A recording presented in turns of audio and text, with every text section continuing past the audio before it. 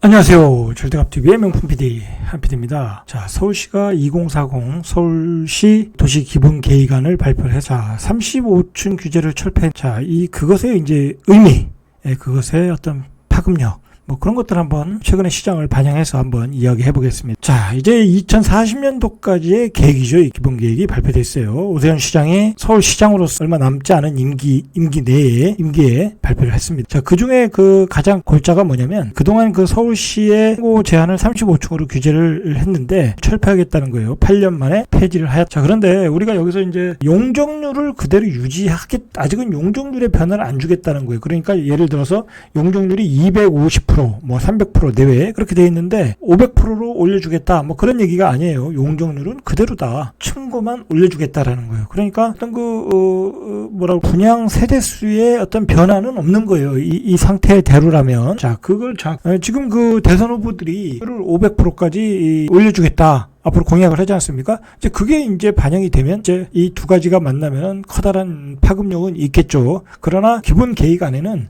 용적률에 대한 얘기는 없어요. 용적률은 유지하고 초고층 개발을 하겠다. 이제 이게 뭐냐면 그동안 35층 규제를 했던 거는 서울시의 그 경관을 보호하기 위해서 이제 그런 규제가 있었는데 자, 이제 그런 것을 이제 철폐했다라는 거예요. 이제 50층을 특정한 지역, 특정한 용도 지역에 그것을 허가를 해주겠다라는 거예요. 그러니까 총량은 동일하다. 그러나 이제 공사비는 증가하다. 이게 팩트예요. 어떤 계산상으로는 지금 이 재료로 뭐 집값이 올라갈 일은 별로 없어요. 용적률이 변화가 있어야 되는 거지. 자, 그러나 용적률에도 이게 한꺼번에 뭐 용적률까지 올리고 층고 제한까지 풀면 집값이 당연히 올라가겠죠. 자, 그러니까 이제 도시 기본 계획이니까 용적률은 그대로 층고 제한만 이제 규제를 풀어주는 정도. 그리고 차후에 어떤 용적률에 관한 문제도 조금 진전이 있지 않을까라고 좀 생각해 볼 수는 있겠죠. 자, 이제 그 얘기가 나오니까 예를 들어서 뭐 이천동은 68층까지도 개발하겠다라는 얘기죠. 이제 본인이 이 아파트 그 조합 측에서는. 그 다음에 압구정도 49층이 가능해졌다. 뭐 이제 그런 얘기를 나오는 거예요. 이게 이제 가능한 얘기는 이제 이것이 이제 층고 제한이 없어지니까 이런 것이 가능하다. 뭐 그렇게 보시면 되고, 중요한 거는 이제 이 용도 지역의 제도가 전면적으로 개편이 돼야 돼요. 그 해당되는 아파트의 용도 지역이 개편돼야 이게 또 가능한 거예요. 예를 들어서 이제 3종 주거지면 뭐 4종 주거지역으로 바꾼다든지 아니면 상업지역으로 바꾼다든지 그런 용도 지역의 개편을 통해서 가능하다. 자, 그러면 이게 이제 여기에 의미가 있는 거예요. 용도 지역이 개편이 되면 용적률도 변화가 있거든요. 자, 이제 거기에 포인트가 있는 기본 계획에는 층고 제한만 올리고 만약에 이 용도 지역까지 그 분양 세대수가 늘어나는 거죠. 많은 세대수를 더 질 수 있는 거죠. 용적률이 올라가니까. 자, 이 용도 지역 제도의 개편의 의미는 분명히 들어있다. 볼 수 있겠죠. 자, 그러나 현재로는 용적률은 그대로이다. 자, 일단은 이 얘기가 나오니까 아무래도 그 재건축을 추진하는 단지들이 있지 않습니까? 뭐 대치동 층고 제한 반세 2, 3억씩 올랐다. 뭐 거래가 됐다는 얘기는 아니에요. 사실 냉정하게 보면 이것은 뭐 오세훈 시장이 될 때 이미 다 예견됐던 거예요. 예견됐던 거. 그러니까 그동안의 시세에 많이 반영돼 있던 거예요. 사실. 그러니까 재건축이 그나마 다른 데는 다 빠지고 있는데 강남 구축도 빠지고 있는데 강남 재건축이 가능한 아파트는 굳건하게 버텼던 이유가 바로 이런. 자, 그것은 시장에 이미 반영되고 아파트 단지별로 호가가 올라가고 있다. 그러나 거래가 되는 건 아니겠죠. 중요한 것은 용적률이 상향되는 건 아니다. 자, 그러면 이런 35층 규제 철폐로 인해 어떠한 그 아파트 단지가 들어서냐. 자, 그게 중요한 거예요. 그게 포인트. 자, 만약에 35 규제가 일반적으로 그 어떤 성냥갑 같은 그 스카이라인, 우리가 평범하게 보이는 그런 아파트가 들었겠지만, 예를 들어서 50층이 들었으면은 일단 그 스카이라인이 틀려지는 거죠. 그리고 이제 첨단 빌딩처럼 보이고 아무래도 고급 아파트 이미지가 보여지겠죠. 고급 아파트의 이미지. 자, 이게 뭐냐면 이제 동일한 밀도, 연면적, 용적률 아래 높고 낮은 건물들이 조화롭게 배치되는.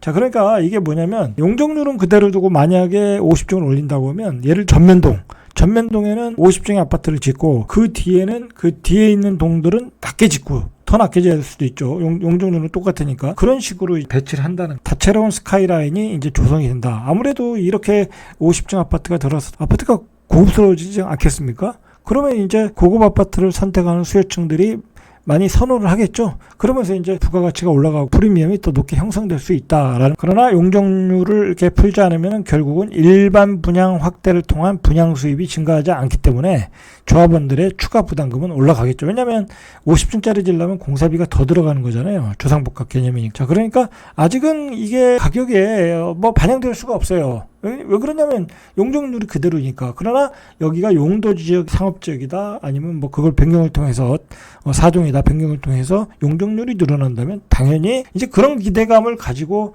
앞으로 이런 지역은 이제 가격이 형성될 가능성이 높겠죠. 자, 우리가 그 홍콩에 가면은 막 강 주변에 그 슬림한 아파트, 슬림한 건물들이 많지 않습니까? 이제 그런 풍경이 한강변에 들어서는 거예요. 이게 옛날에 오세훈 씨 원래부터 계획 성수 특별지구 한강 주변에 뭐 50층 아파트 올려서 르네상스 한강을 만들겠다라는 거였잖아요. 한강 등의 조망을 통한 통경축이 확보되고 개방감도 높아지겠다라는 거죠. 자, 물론 이러한 50층의 아파트를 지면은 다 이제 정비계획에 대한 위원회 심의에서 지역 여건을 고려해서 이제 결정을 하겠. 한강에 멋진 스카이라인이 있는 그런 아파트들이 들어오게 된다. 라고 이제 보시면 되겠죠. 자, 일단은 뭐 찬반 너무 이제 그 있는 사람들에게 혜택을 50층에 그게 아파트가 들어서면 아무래도 그 서울시의 어떤 그 다른 경관들이 피해를 볼 수밖에 없거든요. 뭐 뒤에 남산이라 아무래도 피해를 보고 그 50층에 사는 사람들은 기가 막힌 또 한강뷰를 가지게 되잖아요. 자, 그런 점에서 조금 반발은 있더라고요. 자, 그러나 어떻게 보면 땅의 효율적인 사용, 그리고 어떤 그 서울의 이미지를 위해서는 어쨌든 가야 될 길인 것은 맞는 것 같아요. 뭐 그래야 어떤 그 서울의 이미지가 좋아지고 뭐 그것이 또 뭐랄까요, 서울의 상품 가치를 높이고 그리고 또 많은 관광객들이 또 올 수 있는 그런 유인이 되잖아요. 자, 어쨌든 가야 될 길이다. 그리고 어떻게 보면 대한민국에는 돈이 많은 사람들이 많지만 그렇게 고급 아파트가 많지 않아요. 냉정하게 말하면. 그러니까 뭐 뚝섬에 짓는 아파트, 그리고 청담동에 짓는 아파트들, 뭐 그다음에 한남동에 짓는 아파트들, 그런 아파트들이 가격이 급등하지 않겠습니까? 자, 그러니까 더 많은 고급 아파트를 어떻게 보면 가격의 안정을 위해서는 그게 바람직한 길이에요. 왜냐하면 너무 고급 아파트를 안 짓다 보면 그게 고급 아파트 가격을 올리고 강남의 다른 구축 아파트 그게 또 마용성을 올리고 뭐 송파에 있는 아파트를 올리고 그렇게 될 수 있거든요. 그러니까 어떻게 보면은 그 A급지에 고급 아파트를 더 많이 짓는 것도 아파트 가격을 안정화시킬 수 있는 방법이기 때문에 이런 것에 대해서는 어떤 적극적인 개발도 필요하다고 저는 생각을 해요. 그러나 이제 아무래도 만약에 이제 50층을 짓고 용적률까지 올려야지 용도 지역을 변경해 줘야 되잖아요. 그럼 그 자체가 또 혜택이 당해서 그 파크빌처럼 그 파크빌이 상업지역에 그 주상복합 올려가지고 그런 상업지역이 아닌 지역에 상업지역을 만들어줘서 그게 이제 문제가 됐던 거 아니에요? 마찬가지로 삼종 주거지역에 상업지역을 만들어줘서 용적률을 올렸다 그러면 많은 혜택을 준 거니까 초과이득 환수를 해야 되겠죠. 많은 초과이득을 환수가 당연히 필요한 거겠죠. 그런 과정은 분명히 필요하죠. 자, 이래가지고 벌써 용산구 이천동 한강 그 맨션을 수주한 GS건설에서는 서울시에서 인가받은 35층 설계와는 별도로 추후 규제가 풀릴 걸 전제로 68층 설계 도안을 뭐 제시만 한 거죠. 희망사항이. 용도지역까지 변경을 주려면은 아직도 많은 시간이 필요해요. 뭐 압구정동 아파트도 마찬가지고 이 지역의 상구역에 있는 거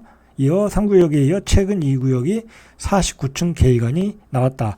이 압구정동 정도 되면 이제 결국은 50층으로 가지 않을까, 49층 50층으로 가지 않을까 생각을 해요. 그러나 현재의 법적 근거는 분명히 어렵다. 그러나 희망사항은 가질 수 있다라는. 자, 이제 우리가 이제 어떤 그 자본주의가 발달하고 뭐 신자유주의를 거쳐서 지금 뭐랄까요, 아주 양극화로 가는 어떤 극단적 자본주의로 가고 있잖아요. 이 양극화는 어쩔 수 없이 인정을 해야 돼요. 우리가 이 아파트 가격에서도 이미 그게 돈이 많이 풀리고, 이번에 이제 초저금리 유동성 때문에 돈이 많이 풀리면서 그 돈이 다 누구한테 갔어요?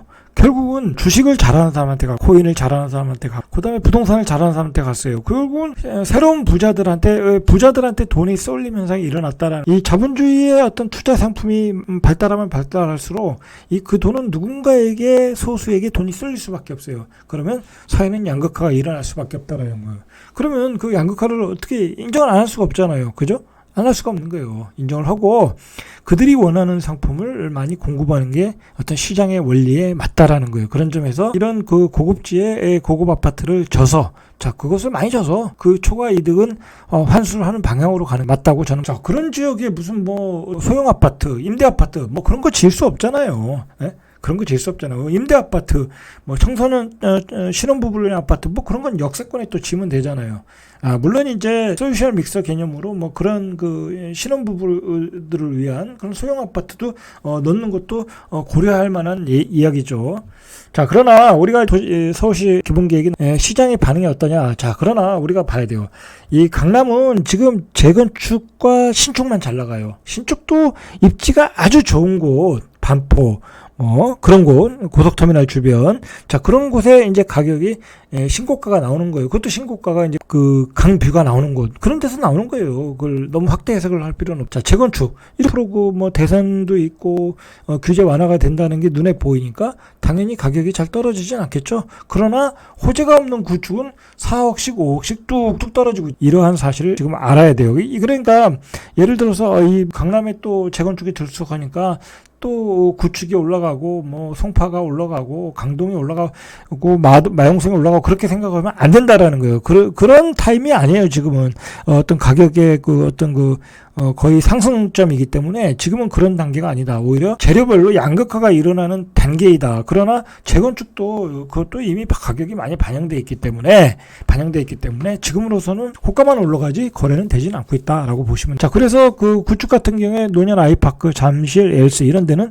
지난달에 3, 4억씩 떨어졌다고 그래요. 그러나 이제 이런 신축급, 아크로 리버파크 이런 데는 신고가가 여전히 나오고 있고, 강남의 압구정동 뭐 196제곱미터 이것도 1월에 8억 원을 찍었다라는 얘기예요. 그리고 이제 이렇게 재건축이 호재가 되는 지역에서는 집주인들이 뭐 매물을 조금 걷어들이고 있다라고 해요. 그것도 뭐 일부 걷어들이는 거죠. 실제 거래가 되지는 않는 거니까. 그러니까 이미 가격에 반영됐고, 시장은 강보합세, 재건축 아파트는 강보합세, 강남의 구축은 가격이 뚝뚝 떨어지고 있다. 그 정도로만 보시면 돼요. 지금 뭐, 아직 거기에 용적률을 적용해서 재건축의 계획이 나오기에는 아직도 시간이 많이 남아있고, 그게 나오려고 할 때는, 어떤 그 시기를 정해서 가격이 안정된 상태에서 그런 것을 이제 적용해서 공급 정책으로 이어질 가능성이 높다. 자, 우리가 그 서울시 도시 기본계획에서 이 개념, 제가 이 개념이 왜 중요하냐면, 이게 이제 뭐냐면, 비욘드 조닝, 그러니까 일종의 조정을 하겠다는 땅의 어떤 효율적인 사용, 쉽게 말해서 어떤 통합 계획, 어떤 그 아파트 하나만 계획하는 게 아니라 전체를 하나로 재건축 단지들을 하나로 통합을 해가지고 그 지역의 용도 지역을 변경을 하는 거예요. 그래서 주거 지역, 상업 지역, 업무 지역 다 한꺼번에 한 지역에 넣어놓는 거죠. 그러면 그게 하나의 생활권이 되는 거잖아요. 그게 바로 이제 어떤 컴팩트한 생활권을 만들겠다. 그래서 직주 접근이 가능한, 그리고 바로 항아리 상권이 가능한 어떤 그 효율적인 도보로서 모든 것이 가능한 어떤 생활권을 만들겠다라는 거예요. 그래서 그것의 샘플이 바로 세종시에 있는 생활권이다라는 거예요.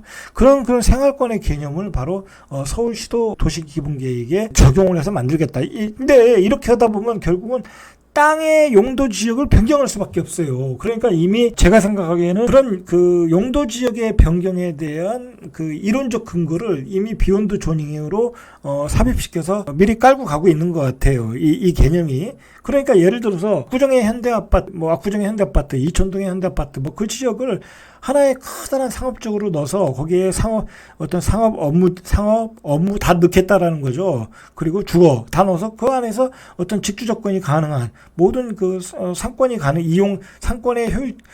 편리한 상권의 이용이 가능한 그런 생활권으로 만들겠다라는 거예요. 그러면 어떻게 되겠어요? 땅의 가치가 올라가겠죠. 아파트의 가치도 올라가겠죠. 우리가 성수동의 그 대리매서진 그룹 포레스트인가요? 그 건물을 보면 조금 쉽게 이해할 수 있어요. 거기에 보면 주상복합도 짓고 옆에 업무시설도 졌잖아요. 그런 업무시설 져서 그게 사실은 특이한 개념이거든요. 일반 우리가 아파트에서는 어떤 개발의 방식에서는 지금까지 시도하지 않았던 건데 그런 게 고급 지역에 그렇게 지니까 성공을 했잖아요.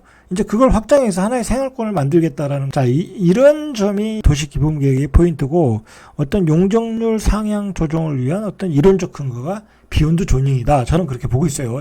자, 그러면 이런 35종 규제 철폐는 어떤 지역이 이 수혜를 보겠냐? 결국은 고급 주택 지역이 수혜를 볼 수밖에 없죠. 당연히 이제 공사비도 많이 들어가고, 그리고 땅의 효율적인 사용이 가능한 A급지가 되겠죠. 압구정동, 이천동, 용산, 여의도, 결국은 고급 주거지가 혜택을 받을 것이다. 그리고 그 주거지는 더욱 고급화가 될 거라는 거예요. 장래에는. 이게 뭐 이루어질지 안 이루어질지 모르는데, 일단 공약도 했어요, 이 사람들이. 재건축 등 정비사업 용적률을 종상향하겠다. 4종 일반 주거지역을 신설하겠다. 그래서 500%까지 상향하겠다라고 했어요. 그래서 요즘 뭐 심지어는 일기 신도시 재건축도 가능한 게 아니냐, 그런 얘기가 나오는데, 이것은 공약일 뿐이다 라고 일단 보셔야 돼요. 이게 예를 들어서 일기 신도시에 종상향을 한다, 이게 그렇게 쉽지가 않아요. 왜냐면 기반 시설은 용적률 250%에 맞춰 있는데 어떻게 용적률을 500%로 올리겠어요. 말 그대로 배관은 뭐 예를 들어서 10만 가구가 살게끔 그 배관을 만들어 놨는데, 하수도 배관을 만들어 놨는데 20만이 들어와서 살 수 있는 배관이 안 된다라는 거죠. 기존의 배관으로는. 예를 들어 그렇다는 거예요. 이게 그러니까 땅은 좋고 더 많은 사람이 들어와서 산다. 그게 쉽지 않다는 얘기. 그러니까 이제 강남의 가격이 예를 들어서 84 기준으로 A급 뭐 뷰가 보이는 게 40정도 현대 아파트가 80억이다. 자, 우리가 이제 이 일본의 버블 거품을 그거는 우리 현실하고 안 맞는다라고 이야기를 많이 했죠. 뭐 사실 또 그렇게 생각을 했고. 자, 그런데 이 영국 이코노미스트에서 경고를 했어요. 한국의 부동산에서. 뭐라고 했냐면, 자산 거품이 꺼지기 전 80년대 일본과 비슷하다. 한국 경제를 두고 영국의 이코노미스트가 경고를 한 거예요. 한국의 개인과 기업의 대출이 너무 빠르다라는 거예요. 대출을 늘려가는 게 너무 빠르다라는 거예요. 자, 가계부채가 작년 9월 기준에 GDP 대비 107%라는 거예요. 107%. 자, 이는 독일의 58%, 미국의 79%보다 훨씬 더. 저는 그런 것 같아요. 예를 들어서 이제 부동산에서 이렇게 거래를 하다 전세를 넣는 집이라든지 매매를 하는 집을 보면, 대출이 너무, 전세를 넣는 집. 뭐 예를 들어서 옛날엔 분양가도 쌌기 때문에 거의 뭐 자기 돈 없이 사신 분들이 많더라고요. 보면 한 뭐 7, 8억 하는데 대출이 한 3억, 다 그래요. 대부분이 그렇다는 거예요. 자, 그런 부채가 너무 많다라는 거예요, 지금. 네, 대출로 나온 금액들이. 자, 이게 실제 제가 현장에서 보면 대출이 너무 많아요. 근데 그게 통계로도 지금 나타나고 있다라는 거예요. 그것을 영국의 이코노미스트에서 경고를 하고 있고, 그것이 80년대 미국과 비슷한, 우리가 한번 되새겨 볼 만한 이야기예요. 우리 경제가 이제 급격하게 하락을 한다든지 경제가 성장을 하지 못한다고 하면 이 버블은 언젠간 터지게 되는 거예요. 지금은 경제가, 우리 경제가 계속 성장을 하잖아요. 거의 선진국에 가까운 경제까지 가는 성장을 하고 있으니까, 그것이 계속 GDP도 올라가고 하기 때문에 가격이 거품인지 모르지만, 이 성장이 정체되는 순간 부채는 많고, 그렇다면 그때는 버블이 터지게 된다라는 게 영국 이코노미스트의 경고예요. 이거는 저는 한번 되새겨볼 만한 의지다. 그리고 강남에 80억이다. 예를 들어 압구정동에 큰 평수의 아파트가 대형 평수가 80억이다. 여러분 80억이면 그 돈 가지고 큰 빌딩을 살 수 있어요. 그러면 그 빌딩을 사는 가치와 그것과 그 아파트와 비교를 해보자는 거예요. 비교를 해보자. 자, 여기서 지적한 게 뭐냐면, 이 문제는 이 GDP의 5배. 자, 보시면 한국의 토지 가치가 2013년 GDP 대비 4배에서 현재 5배로 GDP 대비 5배로. 자, 그런데 일본이 문제가 됐을 때, 일본이 버블의 정점에 왔을 때가 GDP 대비 토지 가치가 이걸 얘기하는 거예요. 우리도 일본과 거의 맞먹을 정도로 이제 버블이 꼈다라는 거예요. 버블이 꼈다. 토지의 값이 너무 비싸다라는 거예요. 토지의 가격이 결국은 부동산의 가격이잖아요. 이거 한번 생각을 해볼 만한 문제예요. 자, 어쨌든 35종 규제 철폐, 그게 시장에 확산이 되는 건 아니에요. 양극화는 당분간 이루어질 수 있지만 확산은 되지 않고 있다. 강남도 구축과 신축의 가격 차별화가 나타나고 있다. 그리고 이러한 그 재료들이 나오는 시점이 바로 가격의 정점에서 나오고 또 버블의 경고하는 타이밍에서 나왔다라고 보시고, 이런 신고가가 주변에 확산되지는 않을 것이다라고 저는 봐요. 뭐 일부 전문가들이 뭐 그걸 가지고 이렇게 앞으로 서울시의 가격이 계속 올라간다, 뭐 이렇게 확산될 수 있다라고 얘기하는데, 그것은 그냥 어떻게 보면 그냥 하는 얘기고 뭐 별 의미가 없는 얘기예요. 실제로 현장에서는 호가만 올라가고 주변 가격으로 확산이 안 되고 있고 구축은 가격이 뚝뚝 떨어지고 있다 라고 보시면 될 것 같습니다. 이상 절대값TV의 명품 PD 한 PD였습니다.